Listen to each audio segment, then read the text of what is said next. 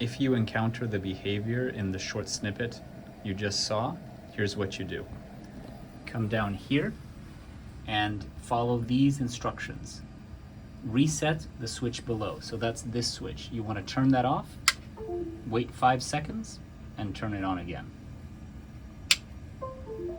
Then you're going to restart Fusion. So you come to Fusion, you X out, wait until this disappears, and then restart it. Once you have restarted Fusion, you will no longer change the objective either in the software or through this panel on the Leica stand. Instead, you will only change the objective by physically moving the objectives with your hand. So let me show you how you do that. You can see the objectives there. The way you move them with your hand safely is you place your fingers on the side of the objective, either on this side if you want to rotate it that way, or on this side if you want to rotate it this way. So let's say I'm on the 10x, which is the case now, and I want to change to the 20. I gently push and rotate until I get to the 20. If I want the 25 water, I go one more.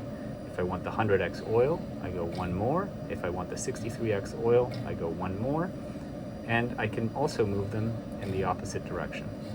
The key when you're making these movements is not to touch the lens. So you don't want to touch the middle. You only want to touch the sides that are made out of metal to very gently rotate things from one direction to the other.